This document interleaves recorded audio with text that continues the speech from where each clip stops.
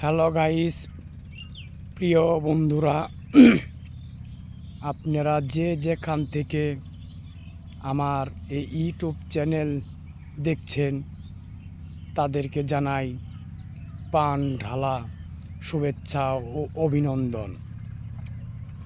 আজকে আপনাদের অনুরোধে নিয়ে আসলাম এই কৃত্রিম একটি কাটাগাঙ্গে। তো এখানকার মূল বিষয়টা হলো এই যে দেখুন নদীতে কীরকম মাছ লাফালাফি লাগাচ্ছে, আপনারা দেখতেই পারতেছেন।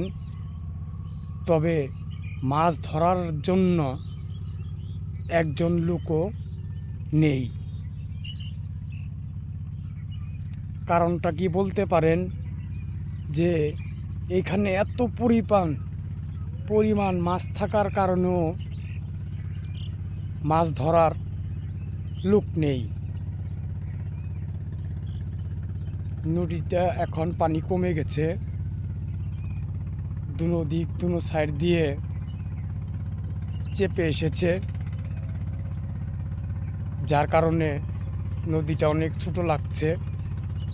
এটা একটি মানুষের দ্বারাতে কৃত্রিম কাটাগাং। তো আপনাদের জন্য আজকে নিয়ে এসেছি এই যে নদীতে যে মাছগুলো লাফালাফি লাগাচ্ছে, আপনারা কি কেউ বলতে পারবেন বা আমি বলতে পারবো যে মাছগুলি কি মাছ? এই যে দেখেছেন। তবে নদীর পানি কমে গেলেও এখনো এই নদী দিয়ে ছোট বড় অনেক ধরনের ট্রলার, স্টিমার, নৌকা, বলগেট এখনো চলাচল করে।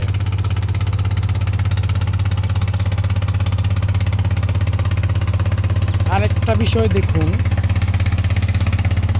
এই যে দলগুলি দেখতেছেন, এখানে একটি দলগুলি পানির মধ্যে গুদগুল চক্কর খাচ্ছে। এই যে দেখতে পাচ্ছেন দলগুলি গুল চক্কর খাচ্ছে।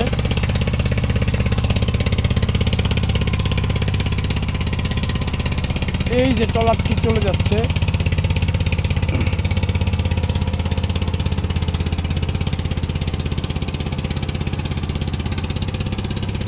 আজকে আপনাদের এই মাছের ব্যাপারে মূল বিষয়টা জানাবো, যে কারণে আজকে আপনাদের অনুরোধের কারণে একটি কৃত্রিম কাটাগাঙ্গে দেখানোর জন্য নিয়ে আসলাম।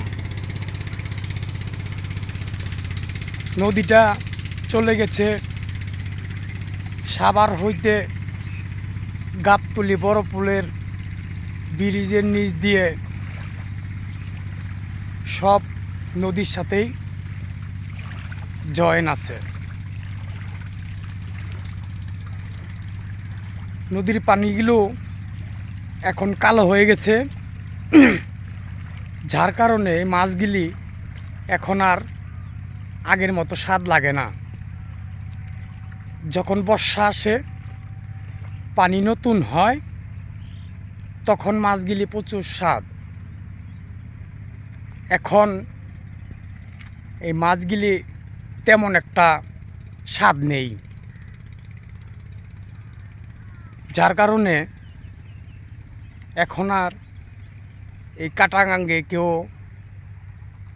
মাছ ধরতে দেখা যাচ্ছে না। তো আপনাদের মূল বিষয়টা জানাবো যে এই মাছগুলো না খাওয়ার কারণটা কি। এই মাছগুলো না খাওয়ার কারণটা হলো, মূল বিষয়, এই মাছগুলো খাওয়ার মাছ নয়। এই মাছগুলো হলো দেশে এক জাতের রোহিঙ্গা নামক এক মাছ এসেছে। মাছটা দেখতে খুব ভয়ঙ্কর। মাছটার নাম হলো রোহিঙ্গা মাছ। আবার অনেকে এই মাছ খেতে পারে, তবে যারা খায় তারা বলতে পারবে যে মাছগুলো স্বাদ কেমন, খেতে কেমন।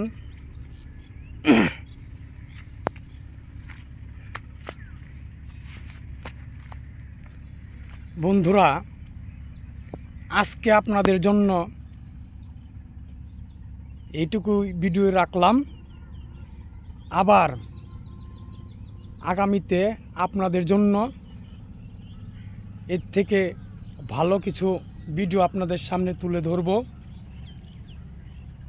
আপনারা যারা আমার এই ইউটিউব চ্যানেল দেখতেছেন,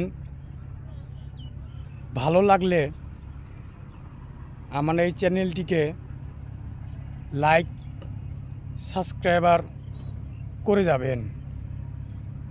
আপনাদের দোয়াই আমার কাম্য। ধন্যবাদ।